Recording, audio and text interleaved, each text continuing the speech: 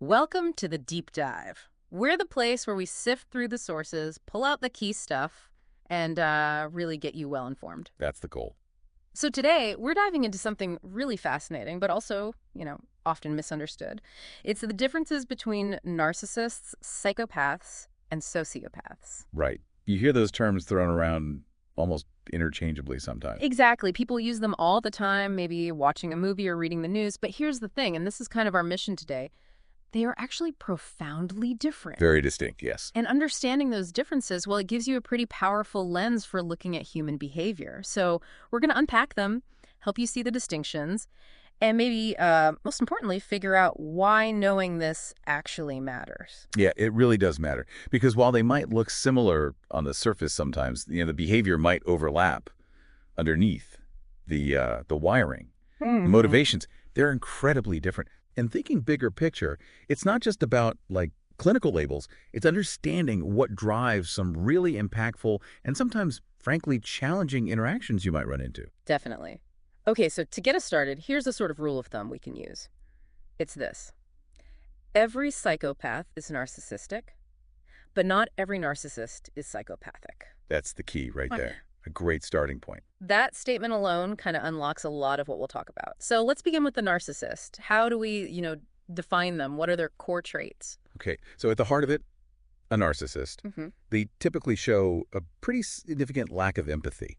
There's this inflated sense of self-importance, grandiosity. Bro, like they're the center of the universe. Exactly. A strong sense of entitlement, too, and this constant, almost desperate need for validation from others. They need that external, wow, you're great. And arrogance often comes Oh, from yeah, definitely an air of arrogance. Fundamentally, many experts see narcissism as a kind of disorder of self-esteem. They genuinely struggle to regulate their own self-worth from the inside. So they need other people to basically tell them they're okay, or more than okay. Pretty much. They're always looking for those external mirrors to reflect back how great they think they are or how great they want to be perceived. Okay, so that internal compass is just off. It always needs input from the outside. But here's where it gets really interesting, and maybe this is the crucial point for you listening. When a narcissist messes up, let's say, they cheat on their spouse, they actually do feel guilt. And maybe even more importantly, they feel shame. Yes, that's the absolute pivot point. They'll feel a little bad, maybe quite bad sometimes, but you have to understand why. Okay. Shame, you see, is different from guilt.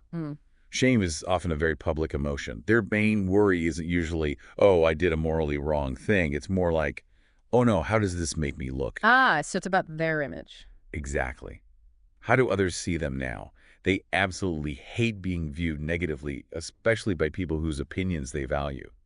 So that feeling, that shame response, that worry about their reputation, that's what sets them apart from psychopaths. And that's not just a small detail, is it? No, it's critical. Yeah. If you're dealing with someone like this, knowing that shame, their concern for how they look, is their Achilles heel, well, that can totally change how you might interact or respond. Because unlike the others we'll discuss, they can be affected by social consequences, by public opinion. Precisely. It gives you a different kind of playbook, potentially. Okay, so the narcissist has this internal struggle, this capacity for shame. Let's loop back to that rule of thumb. Every psychopath is narcissistic, but not every narcissist is psychopathic. Right. Now we're moving into what happens when you take those narcissistic traits, the grandiosity, the lack of empathy, and you just strip away that ability to feel guilt or shame. Completely. And that's the stark difference. That brings us squarely to the psychopath. Okay, so what defines them then, if that core feeling is gone? Well, a psychopath has essentially all those narcissistic traits we just talked about, lack of empathy, the entitlement, the grandiosity, but, and this is the huge but, they have zero capacity for guilt or shame. Zero. When they do something bad, something harmful, they feel absolutely no remorse. Yeah. None at all. No remorse. That's- That's a genuinely chilling idea. What kinds of things does that allow someone to do? That level of detachment. How does it show up differently than a narcissist? It means they operate without any internal moral breaks, you could say. Yeah. The sources we looked at paint a pretty stark picture. They could be the great serial killers. Okay, extreme example, but yeah. Or, hired assassins. But also someone who will gut a business, ruin people's livelihoods, and literally say, I don't care who gets hurt. And they mean it. Whereas a narcissist might still posture, maybe say, oh, I hope nobody gets hurt, even if they don't truly care deep down. Exactly. There's still that awareness of social expectation, that performance. The psychopath doesn't even feel the need for that performance. Zero compunction. And this leads us to maybe the biggest differentiator people get confused about. Which is? The difference between a psychopath and a sociopath. Here it is. Psychopaths are generally considered to be born that way. Sociopaths are made. Born versus made. Okay, that's huge. Yeah. So what's the thinking behind the born part for psychopaths? Is it genetics? Biology?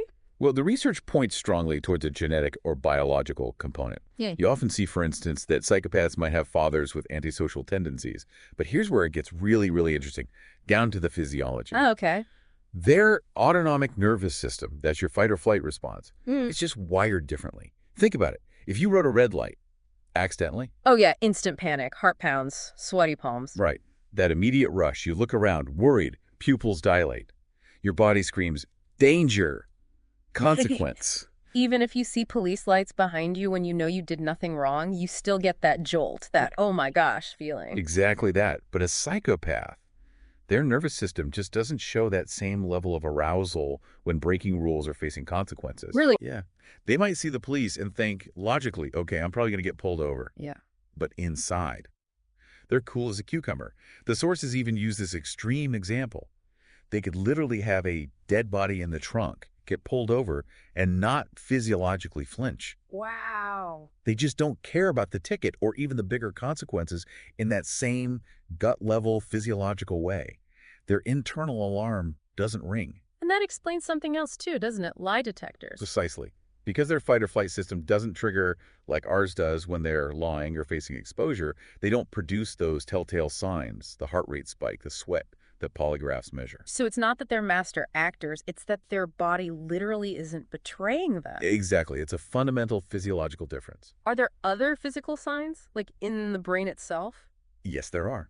PET scans, positron emission tomography, which basically show brain activity, have given us some big clues. What do they show? Researchers found that the part of the brain generally associated with empathy, it just doesn't naturally light up in psychopaths the way it does in most people. It's just dark or less active. Less active, yeah. Now, you can apparently teach them to sort of mimic empathy for a short time, like go through the motions. Like acting. Kind of. Like. But it doesn't stick. It's not innate. So, okay, what does this mean for how their lives turn out? Right. Where does this lead them? Well, it can go a couple of ways. Many psychopaths who commit violent crimes, obviously, they end up in jail. But, and this is the unsettling part, those who focus on, say, white-collar crime, Yeah. they can become multi-billionaires because they're willing to do the really rough stuff in business ruthless takeovers, crushing competitors, exploiting loopholes without any internal moral conflict holding them back. And like the source mentioning a cartel leader ordering killings. Just cold calculation. Exactly, that kind of detachment from the consequences for others. And yet they can seem so normal, even charming, right? Oh, absolutely. They often have this superficial charm, this glib, shallow charm. They can be very intelligent, very articulate. Which lets them blend in. Totally. It allows them to get away with stuff, appear perfectly integrated. But underneath, it's all a facade. And importantly, this isn't something that usually develops suddenly in adulthood. It starts early. Very early. Yeah. For the actual clinical diagnosis, antisocial personality disorder, which is the closest thing in the diagnostic manual to psychopathy, you need to see a consistent pattern of these behaviors before the age of 15. Like what kind of behaviors? Things like violence towards other kids or animals, persistent lying, stealing, skipping school, maybe even setting fires. And the key is doing it all without feeling bad about it. So it's a lifelong pattern of just not caring about rules or impact. And do they think ahead about consequences? Not really, not in the way we do. They tend to act first and think later, which is why sometimes they commit really impulsive, penny ante silly crimes, like holding up a store for just $150. It doesn't make long-term sense. So inconsistent jobs, maybe using different names. Yeah, often a grifter kind of a space, moving around, not building stable lives. That lack of foresight is a hallmark. Okay, so we've really dug into psychopathy as being seemingly wired from birth, but you mentioned the other side of that coin, the sociopath, who is made. Let's unpack that. How does someone become a sociopath? Right, so unlike the psychopath, The sociopath is really molded by their environment.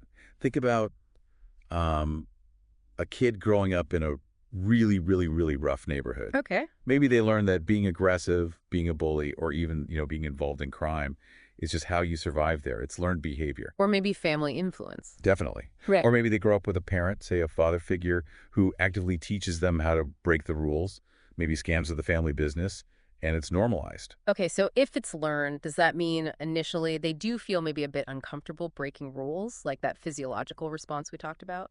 They might, yeah. Initially, they might feel a little bit more uncomfortable doing something wrong. Maybe they do sweat a bit if pulled over at first. But they push past it. They learn it. They adapt. It's almost like they get trained in not being as aroused by it over time. As one source put it, if you lived under certain conditions of lawlessness long enough, you'd adjust to that new world order. That makes sense. That's essentially what happens with a sociopath. You hear those stories, right? He was such a great kid until he got to high school. Then it seems like he got in with the wrong kids. Yeah, that rings a bell. That narrative often points towards sociopathy. It's about the environment, the training, whether it's from peers, family, community, or even certain job contexts. Think about some military training, where the rules of engagement are fundamentally different from civilian life. You adapt. So environment can literally reshape how someone responds internally to right and wrong. That's quite something. Yeah. Now, despite the different origins born versus made, are there places where psychopaths and sociopaths overlap besides the lack of remorse? Oh, absolutely. There are significant overlaps in behavior and outlook. One big one is their view on therapy. They don't seek it out. Almost never voluntarily. They don't see any benefit to it. Usually the only time you find them in a therapist's office is if they're court-ordered. And jail. Is that a deterrent? For them, it can just be seen as the cost of doing business. They don't typically express the same level of distress or regret about being incarcerated that a neurotypical person would. It's more of an inconvenience, an obstacle. Wow. Okay, that's chilling. And what about, close relationships? The sources mentioned they can be quite dangerous. Yeah, and this is really important for you listening to think about in terms of navigating your own life. Yeah. The danger is absolutely real. Statistics show that a large majority of perpetrators of domestic violence or intimate partner violence fall into the narcissistic or psychopathic, sociopathic categories. Why is that? Because they tend to view people instrumentally as tools or objects to meet their needs. And when you're no longer useful, or if you get in their way, they can, and often will, simply dispose of you. Dispose of you. That sounds harsh. It is harsh, but it reflects that lack of genuine emotional connection or empathy. I actually heard a story once that sounds exactly like this. A friend told me about an ex she had in college. He broke up with her, right? Right. Then, out of the blue, he spends the next year being the perfect boyfriend she always wished he was. Flowers, dates, everything. Absolutely perfect. Wow, a whole year. Gets back together with her, charms her family at Thanksgiving, seems totally reformed for another year. Then, on the anniversary of them getting back together, he dumps her again. And he actually said to her, "I've been playing you this whole time because I wanted to crush your heart." Oh, my God. Just stunningly cruel. Does that fit what we're talking about? That is a textbook, horrifying example. It's not driven by empathy, clearly. It's driven by an antagonistic emotion.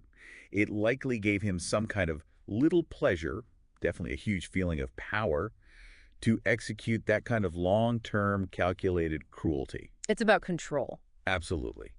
Control and maybe some kind of perverse gratification, not connection. But wait, if they lack empathy, how do they even know how to hurt someone so effectively? Or how to manipulate like that? It seems like you'd need to understand emotions to play them so well. And that's a super important distinction we need to make. There's a difference between understanding emotions and feeling empathy. Okay, explain that. They can absolutely understand intellectually what makes people tick. They can understand vulnerability, what might hurt someone, what someone desires, even without feeling any of it themselves. They're often master observers of human behavior. So they can read people really well. Exceptionally well. This is why psychopaths and sociopaths often make great salesmen. Think car salesmen, timeshare pushers, anyone doing a hard sell. They can read a person almost instantly, figure out their insecurities, their hopes, their weaknesses, and exploit them. Like chameleons. Exactly. Great chameleons. They can shift their persona, mirror you, say exactly what you want to hear to get what they want. So it's not about genuine connection, it's strategic connection. Using understanding as a tool. You nailed it. It's strategic. Both psychopaths and sociopaths tend to view the world as an instrument to fulfill their desires. People are just part of that toolkit. And partners. Partners often get discarded when they're no longer useful, or maybe when they start demanding things the psychopath or sociopath doesn't want to give. Or they might demand the partner fit into a very specific, rigid role. And if they don't? They might threaten them, maybe destroy you in court, impose their new world order, as the sources put it. It's incredibly cold, incredibly calculating, because ultimately for them it's about utility, not love or respect. Understanding that difference between being valued and just being useful, that seems crucial. It really is. It helps you see when someone genuinely cares versus when you might just be serving a temporary purpose in their plan. Okay, wow. We have covered a lot of ground today. I feel like I have a much clearer picture now. Let's try to quickly recap those main distinctions we've unpacked. I'm good. So, first, narcissists.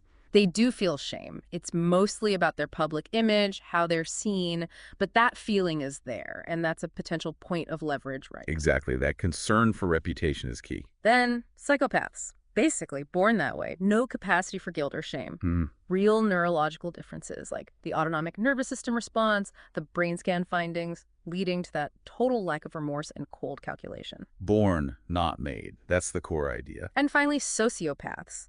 They are made by their environment. They learn lawlessness, adapt to it, maybe feel uncomfortable at first, but get desensitized over time, trained into it almost. Made, not born. Shaped by circumstance and experience. So hopefully, for you listening, you've now got a much sharper lens for understanding these complex and sometimes, dangerous human behaviors. Yeah, this deep dive, it really should give you the tools to spot these distinctions, maybe understand motivations a bit better when you encounter difficult personalities. It's kind of a shortcut to getting genuinely informed on something with real-world impact. Absolutely. And maybe here's something to think about as you go about your day. How might recognizing that difference, the difference between someone understanding your vulnerability versus someone truly feeling empathy for you, how might that change the way you look at the motivations of people around you? That's a powerful question. Really makes you think, doesn't it? Something to definitely chew on. Thanks for joining us on this deep dive.